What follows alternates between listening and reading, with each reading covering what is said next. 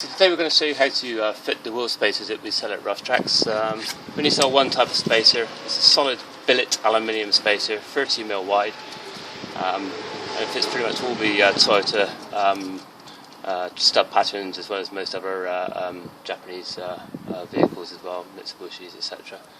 So we've already taken the wheel off and chogged the chassis. So the first thing we're going to do then is to make sure we get this whole hub nice and clean. Now, the best thing to do here, all these faces that the new spacer is going to go against has to be spotlessly clean. Any imperfections, and it can cause the spacer to be slightly off, as it would be with an aluminium wheel or any other wheel. In fact, the main thing is to get it nice and clean faces where the spacer is going to mount to. So, ideal, wire brush.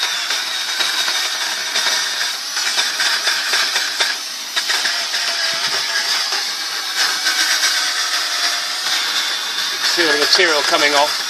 It's all got to come off.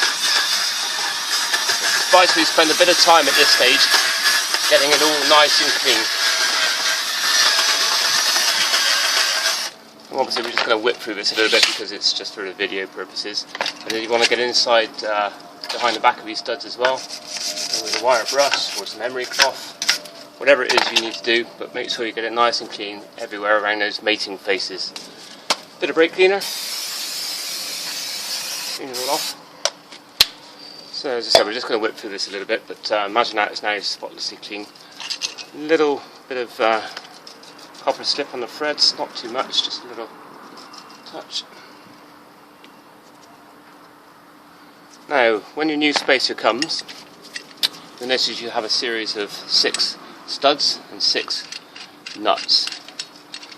And the object of fitting these is to use the new nuts, to bolt the spacer to the original wheel studs. So I'm literally going to slide that on, making sure everything's nice and clear. And if you look up inside the spacers, you notice the tapers. And the new nuts have tapers as well, and this is what locates the spacer, very much as if it was an aluminium wheel as well. So, first thing first, just going to simply bolt all the new nuts on.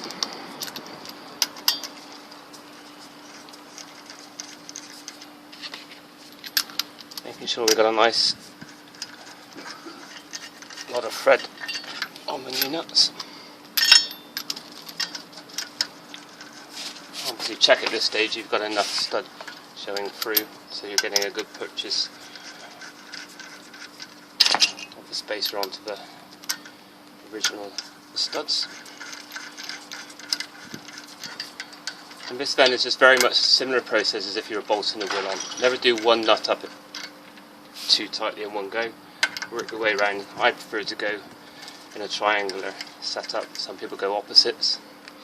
I always think the triangular setup seems to work quite well, making sure that we locate the wheel nice and evenly. Sorry, the spacer nice and evenly. Okay, and the biggest part of fitting this spacer now is to make sure we don't use any air tools. You must never use an air tool, even bolting any wheel, never use air tools. Always use a hand torque wrench and torque the spacer to the hub using the original wheel nut torque specification. On this particular vehicle it's 109 Newton meters. So what we're going to do now, we've already set our torque wrench. Obviously this wheel will rotate as I try to torque up, so we have someone sat in the cab with their foot on the brake. We're going to simply, once again, I like to go in triangular positions.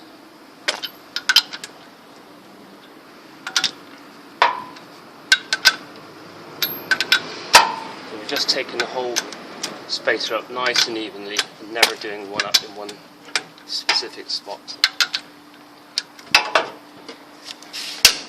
One,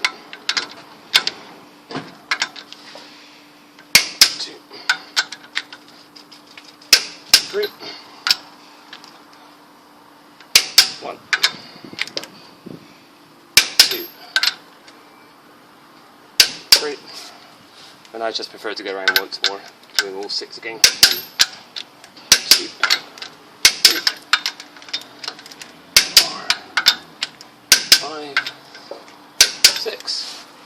And there we are, battery spacer fitted.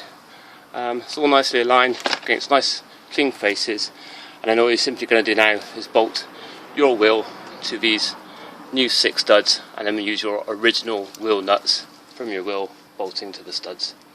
Once again, torque up using a torque wrench to the original specification of the vehicle. And really that's it. Thanks for watching.